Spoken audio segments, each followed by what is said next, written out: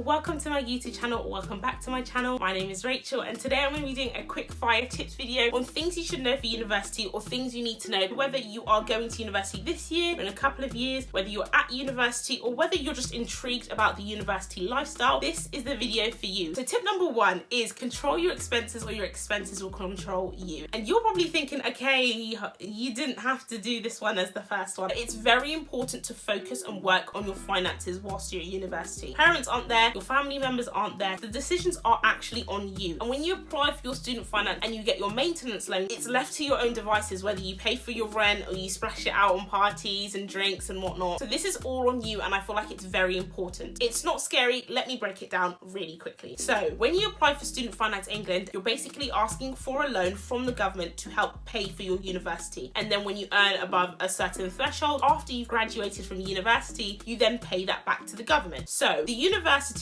will be paid by the government for your fees every year. What you do apply for, which does come to you, is your maintenance loan. And it's basically for you to maintain on, literally. So you use it to pay for your rent, pay for shopping, pay for all the other necessities and necessaries that you need to survive and to go on at university. And that figure depends on your status as well as your parents' income. And you get told, this is how much money we're going to give you for this academic year. You get it in 3 installments, and that is for each of the terms at university. 1 university year, and under the university year there are 3 terms. Your accommodation is not cheap, so most of your money goes towards your accommodation. Tip number 2 is to learn quick and easy meals. You've probably heard this a lot in loads of YouTube videos, but you don't need to be Gordon Ramsay, you don't need to be Gino D'Acampo. You just need to learn how to cook food that tastes nice. That's it. It sounds hard, but it's really not. So I was thinking of actually doing a video on quick, cheap and cheerful meals that you can make at university, and all it does require is a couple brain cells, equipment and some taste buds. So if you want to see that, let me know, put it in the comments below. You don't want to go through university, which I've seen people do, buy takeout every single day. I know someone who had their parents cook for them. Like, if that's all you're depending on, that's very stressful, because imagine having to like drag a suitcase from home with all your food because you don't know how to cook. You'll need it later on in life, so you might as well learn whilst you're at university. Tip number 3 is if you can wake up for school, sixth form, college or work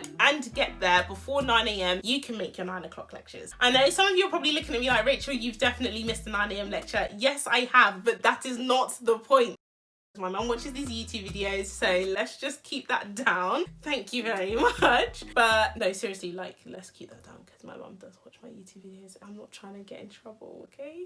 I don't know what's in the university air as soon as you hit on campus, but waking up for a 9 o'clock lecture when I lived 10 minutes away from my lecture hall seemed very hard. I was very comfortable, the blinds block out the sun, it felt like the PM all the time, but it's so hard to do. But all I'm trying to say is people do tend to use the excuse, oh, there's a replay system so I can rewatch the lectures, the slides are all online, it's okay, I'll catch up. No, it doesn't register the same. Tip number 4, when you are given a submission deadline, plan.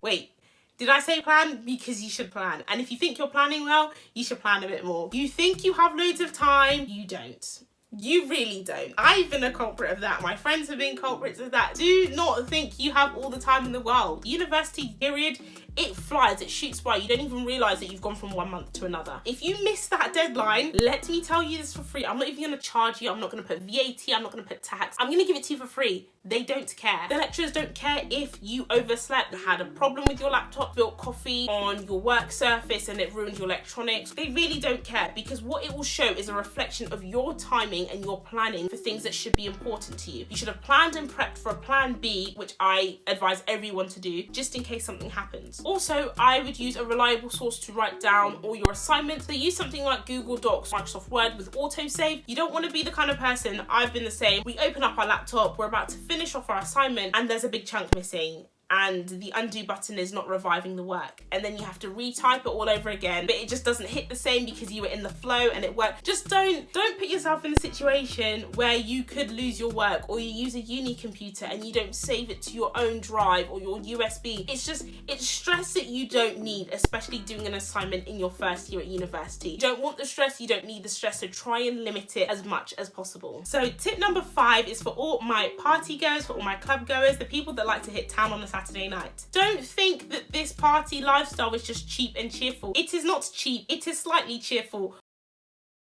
Don't be fooled by what you see. The university lifestyle is not cheap at all, and the clubbing lifestyle, especially if you are a frequent party goer, I hope you have the money for it. I hope you have saved. I hope you have planned. People forget that taxi fares are expensive at night. The prices increase rapidly. So make sure that you have enough money to get in the taxi to go. You're going to pay for club entry, and you might even feel a bit more cheeky and pay for drinks in the club. Do you see what they did there? It's a scam. So don't think the nights out are just, oh, £7 here for entry, that's all right. £10 here for entry. No, there's more than the entry fee. You need to make sure that when you're doing something, you're really counting how much it's going to cost you to enjoy the night as a whole. Make sure you're looking at your expenses, because if you're trying to go to Asda or Tesco and do a shop and your car's declining, why did you go to prison for 3 nights in a row? Why did you offer to pay for taxi 3 nights in a row? It's actually okay if you sit in your flat and have a chill night in with your girls or your guys or your flatmates. And this links to point number 6. You do not need to go out to have a good time. You do not need to go out to have a good time. With me, I had never been out to a club. I was basically like an old granny at home, just sleeping, napping, watching the cat, which I don't have. It was my neighbour's cat, but don't tell my mum. You don't have to go out. You can always sit in the flat. I know some people on my floor at university. Ooh. Oh, it's not coronavirus. I know some people on my floor at university, they all chipped in and got a ball pit, and they would do things together all the time. Like, you don't actually have to go out and drink, and everyone sees like university drinking, alcohol, clubbing, alcohol. Wait, did I say clubbing and alcohol? Alcohol and clubbing? Oh wait, I didn't. Alcohol and clubbing. People always associate the two together, and yes, people do drink a lot at university, and people go out pretty much every single night. But that's okay, but you can always stay inside. You can watch a movie, you can go to the cinema, you can go out to eat. Like, you don't actually have to drink, you don't have to party. Don't think you're missing out because you don't go to the clubs or you don't drink. You're in fact saving yourself money. Tip number 7 is to try and go to as many freshers events or join as many societies as possible. This is one of the things that I wish I did, and I think it was because I was scared and I didn't know how to speak to people, but I keep forgetting that everyone's in the same boat. Like, everyone knows that when they go, they're like, oh, everyone's gonna be a fresher, everyone's gonna be new here, no one really knows anyone. But then I still retreated into my own bubble. In the first week when you're at university, try and go to as many freshers events that they've got. I know at my university they had 2 weeks worth of, they had Nerf wars, they had bubble football when you're in the big football, like the little hamster balls, they had cooking on a budget, they had loads of different events put on for freshers only. I wish I went to pretty much all of them, because it gives you an opportunity to meet new people. Even if you're just like, hey, what's your name, where are you from, what do you study, things like that, so you've engaged in a conversation with someone new. With me, in my second term in university, I made more friends in my first. So between January and I want to say March,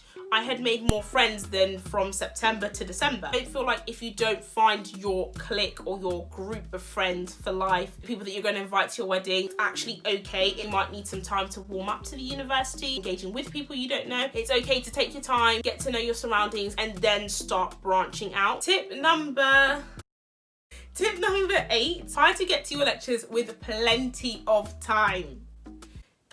Plenty of time. Don't think 10 minutes before your lecture is enough. I study a business related degree, and I didn't know before I went to university that this kind of degree is a popular degree. The first day I went to my first lecture, it was analytics, and I got there 10 minutes before my lecture was to start, and I didn't know that we were in one of the biggest lecture halls in the university, if not the biggest. So when I turn in the corner, I look up and there's like 350 people sat down, and I just thought, what the hell am I gonna do? Where am I gonna sit? Especially this is my first lecture. I haven't really made any friends. Where do I sit? I can't plan where I want to sit. I'm kind of forced to sit next to someone I don't know. So then I had to get into a routine of leaving my accommodation 20 minutes before my lecture. You think that sounds ridiculous if I live 10 minutes away or 5 minutes away from the lecture hall, but it's better for you to leave 20 minutes before. Pick where you want to sit. If you want to sit right at the top, right at the front, in the middle, set up so you know that you're comfortable in the position you're in and you've put yourself in the best position to retain and take in the information from the lecturer. I made sure that I was doing that all throughout my first year, because I didn't want to be in a position where, excuse me please, let me get into the middle, let me get into the side where there's a seat. So I always tell people, try and get to your lectures with plenty of time in case the lift breaks down and you have to take the stairs. Just in case you need a little backup plan or you need to take a little detour, you can still find a perfect seat where you can sit and retain the information for that specific module. Tip number 9 is to try and look for student support services beforehand. When I mean beforehand, when you get to university, when you go to the Freshers' Fair and you see all the different clubs and societies that are on show, try and look out for the student guidance, the counsellors, the support services, the financial services, and just make sure that you have like an email address or you have the name of a couple of lecturers, workers there at the university that you can speak to. Just because if you get into a situation and you feel like you want to change your course, which is perfectly fine, like loads of people switch courses in the first week. Some people might want to drop out, want to take a gap year, which is equally okay. It's better for you to have the names and the contact details of people that you need, so you're not stressing even more because you don't know who to speak to. Whereas you can just open the little booklet or you can look at the little sticky note and see, okay, I'm having this issue, it's okay, I can speak to X, Y, and Z on the 5th floor or blah, blah, blah in this building. That for me is something I wish I did because I was panicking and I didn't know who to speak to. Finally, tip number 10 is to enjoy the university lifestyle. Overall, enjoy yourself. I watched all these YouTube videos and they were like, enjoy yourself, it's okay, you're a fresher, it's your first year. And for some reason, I did the complete opposite. When it came to my first set of exams, I was in the library every single day. I didn't have anything to eat. It's mentally draining when you just focus on the books day in, day out, and you're not giving yourself a break. It's actually okay to go out with your friends, have a little cinema date. I know everyone's like, oh, but I've got deadlines and this and that. Don't get caught up with all the work. If you plan yourself efficiently and if you plan yourself, like I said, when the submission deadline is given to you, you'll be okay. You can have time to relax and enjoy as well as do work. So don't feel like you're doing yourself a discredit if you're hanging out with your friends. That's okay. You've got yourself dedicated days and times where you'll revise, but just enjoy being a fresher. Go out, meet new people, try new food, explore the city, explore the town. Like, just enjoy being at university. So now's the time to enjoy your degree and enjoy the lifestyle. Okay, so that is the end of my quick fire tips video. I hope it was quick because I have so much to say, like I can't bottle them up into 10 tips. So if there's any that I've missed or any that you feel like are very important, please drop them in the bottom for anyone who's going to become a fresher at university, someone that's intrigued and just wants to know for the future for when they do go. If there's anything else that you'd want to see from me in upcoming videos, please drop that in the comments below. Also, if you enjoyed and liked this video and stayed to the end, thank you. Please like, comment, subscribe, let me know what you thought about it, and I will see you soon for another video.